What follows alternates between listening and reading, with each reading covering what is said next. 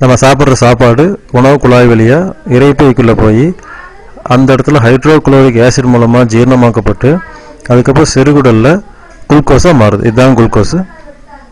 இந்த glucose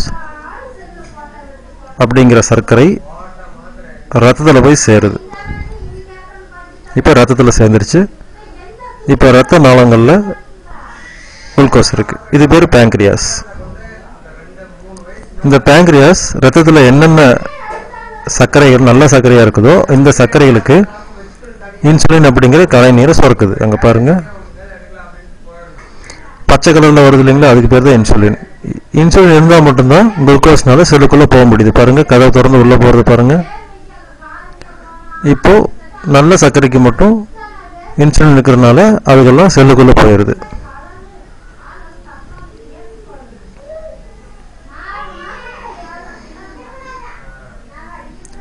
pancreas தப்பு பண்ணுறதுனால தான் இன்சுலின் சுரக்கலை அப்படின்னு சொல்லுவாங்க. அப்படியெல்லாம் கிடையாது. நல்ல சர்க்கரை உருவாகாதனால தான் இன்சுலின் கிடைக்க மாட்டேங்குது. பாருங்கள், மறுபடியும் சொல்கிறேன், சாப்பிட்ற சாப்பாடு வயிற்றில் போகும்போது பல விதமான சத்து பொருட்களாக பிரியுது. கடைசியாக இந்த இடத்துல குளுக்கோஸ் கன்வர்ஷன் நடக்குது. சர்க்கரையாக மாற்றி இந்த வெள்ளையாக தெரியுது இல்லைங்களா, அதெல்லாம் சர்க்கரை. மஞ்சள் வந்து இன்சுலின். சிவப்பாக இருக்கிறது இரத்தத்தின் சிவப்பணுக்கள். மஞ்சள் கலரில் இருக்கிறது தான் இன்சுலின்.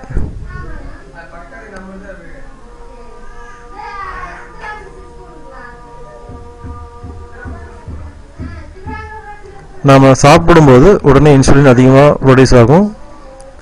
சாப்பாடு ஜீரணமானதுக்கப்புறமா இன்சுலின் கம்மியாயிரும்.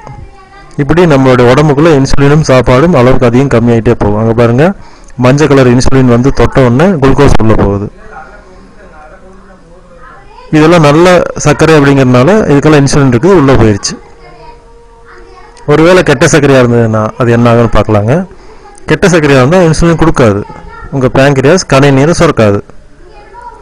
இப்போது இன்சுலின் இல்லாதனால கெட்ட சர்க்கரைகளால் செல்லுக்குள்ளே போக முடியல. பாருங்கள், கெட்ட சர்க்கரைகள் ரத்தத்தில் நிறையா இருக்குது. ஆனால் செல்லுக்குள்ளே உள்ளே போக முடியாமல் கஷ்டப்படுது. ஏன்னா செல் எடுத்துக்காது. கெட்ட சர்க்கரையாக இருக்கிறதுனால தான் செல்லுக்குள்ளே போக முடியல அப்படிங்கிறத நீங்கள் புரிஞ்சுக்கிட்டிங்கன்னா போதும். நல்ல சர்க்கரையாக இருந்தால் இந்நேரம் இன்சுலின் கொடுத்துருப்பாரு, இவரால் உள்ளே போயிருக்க முடியும். இப்போ போக முடியல, அதனால் இதெல்லாம் கெட்ட சர்க்கரைகள்னு சொல்லுவாங்க.